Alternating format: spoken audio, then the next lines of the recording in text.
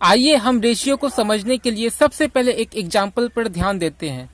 राम और श्याम के एग्जाम हुए। राम का टोटल 12 नंबर का एग्जाम था और उसे 12 में से 4 आए, और श्याम को टोटल मार्क्स 36 थे, 36। उसे 36 में से 12 यानी कि 12 आए। तो अब राम बोलता है कि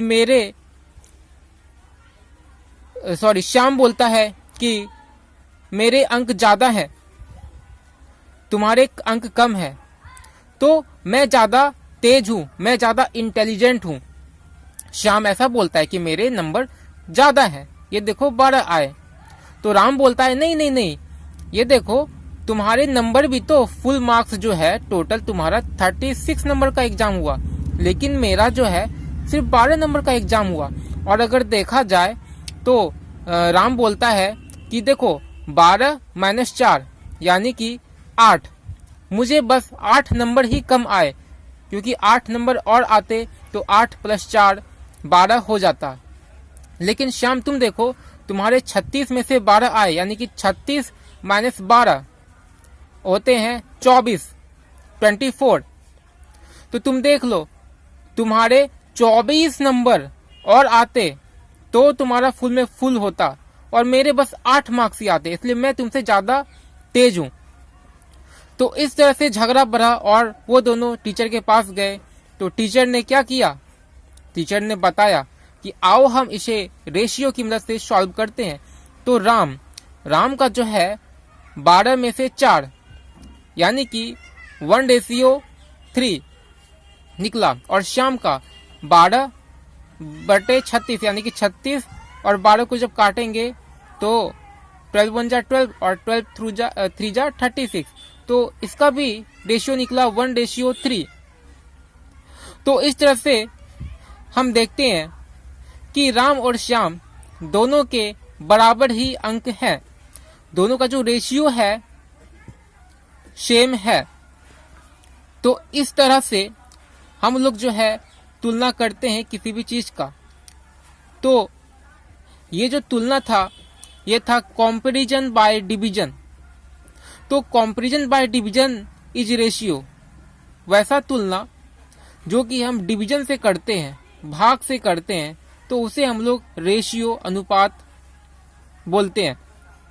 और रेशियो का जो है कोई भी यूनिट नहीं होता है, किलोमीटर, मीटर, सेंटीमीटर, ऐसा कुछ भी यूनिट नहीं होता है। आइए हम लोग दूसरे एग्जाम्पल से समझते हैं।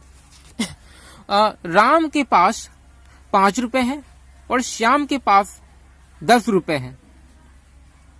तो राम और श्याम का जो रेशियो निकालेंगे तो 5 1 जा 5 और 5 2 जा 10, तो इसका रेशियो आएगा 1:2।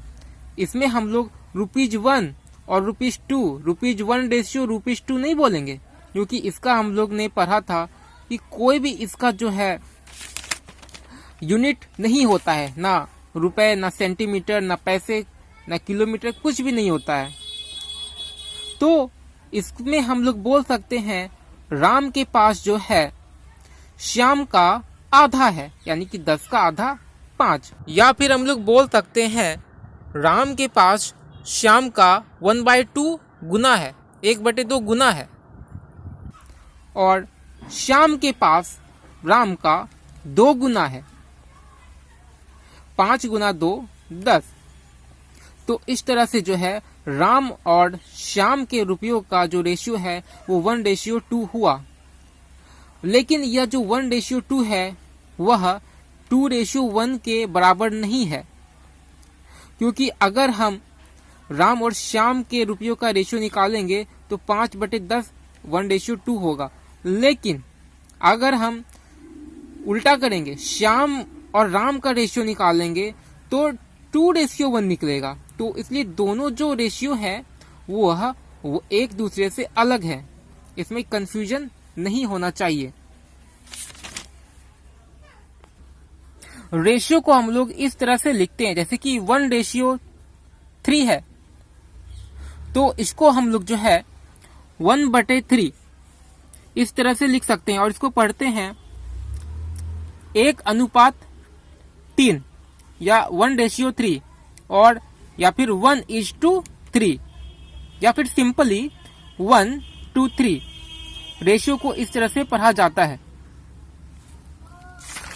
अब हम लोग एक क्वेश्चन पे नजर डालते हैं कि राम और श्याम के रुपयों का अनुपात 3:5 है। दोनों के पास कुल मिलाकर 56 रुपए हैं। तो बताएं राम और श्याम में से प्रत्येक के पास कितने रुपये हैं। माना सॉल्यूशन, माना राम के पास 3x है। x क्यों ले रहे हैं ये अभी आपको पता चलेगा।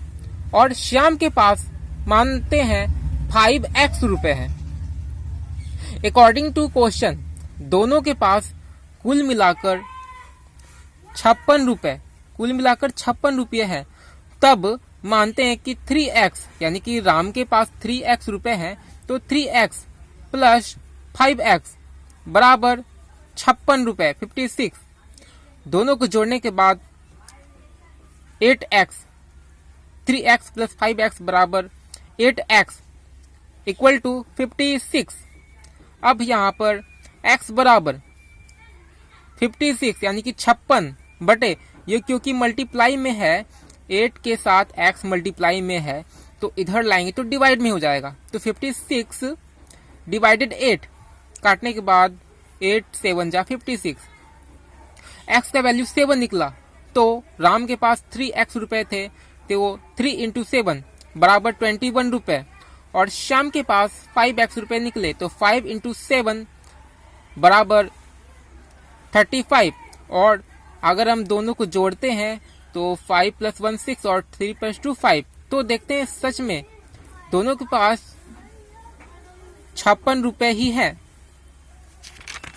अब यहाँ पर हम लोग x क्यों लेते हैं। अब देखिए यहाँ पर दोनों के पास जो है राम के पास 21 रुपया है 21 रुपए एंड श्याम के पास 35 रुपए है। तो दोनों को अगर काटा जाए सिंपलेस्ट फॉर्म में किया जाए 21/35 को, तो 7 के टेबल से इसको काटेंगे। 7 3 जा 21 और 7 5 जा 35।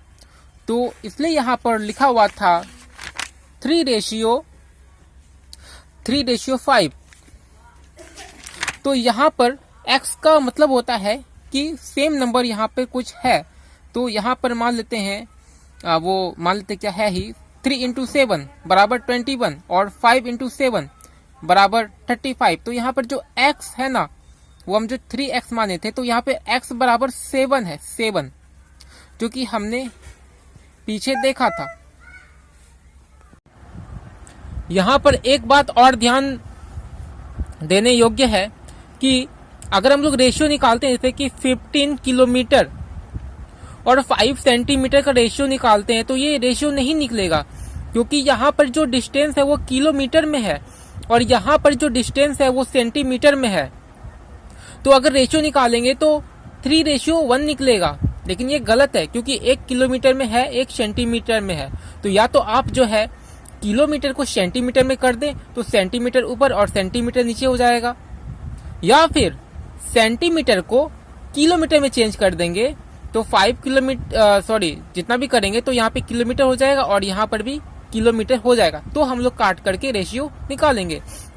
अब जैसे यहाँ पे 15 किलोमीटर और 5 सेंटीमीटर का रेशियो निकालना है तो यहाँ पे हम लोग क्या करेंगे 15 किलोमीटर को सेंटीमीटर में कन्वर्ट करेंगे। 1 किलोमीटर बराबर 1000 मीटर होते हैं 1000 मीटर। तो इसे जो हम लोग 1000 से मल्टीप्लाई करेंगे। अब ये मीटर में होने के बाद आप इसे सेंटीमीटर में करेंगे तो ये इतना जो है ये मीटर हो गया। इसके बाद हम इसे जब सेंटीमीटर पे करेंगे तो 100 से फिर से मल्टीप्लाई करेंगे क्योंकि 1 मीटर बराबर 100 सेंटीमीटर होते हैं। तो हम लोग इसे 100 से मल्टीप्लाई करेंगे तो यहाँ पर हो जाएंगे इतना सेंटीमीटर, ऊपर भी सेंटीमीटर और नीचे भी सेंटीमीटर। काटने के बाद 5 1 जा 5 और 5 3 जा 15। तो काटने के बाद यहाँ पर 3 और इधर 1 तो मल्टीप्लाई करेंगे तो यहाँ पर हो जाएगा 1 10 100 1 10 100 1000 10,000 लाख 3 लाख 3 लाख और नीचे 1, तो इसका जो आंसर हो गया 3 लाख रेशियो 1। एक और बात, अगर हम लोग रेशियो निकालते हैं तो हाइट का रेशियो हाइट के साथ निकालेंगे, लीटर के साथ नहीं निकालेंगे, क्योंकि हाइट जो है वो हम लोग लंबाई नाप रहे हैं और लीटर से हम लोग लिक्विड का मेजरमेंट करते हैं। उसी तरह से जितना भी है हाइट, चौड़ाई किसी चीज़ का या रुपया का, तो रुपया का जो रेशियो है करेंसी का, वो करेंसी के साथ निकलेगा।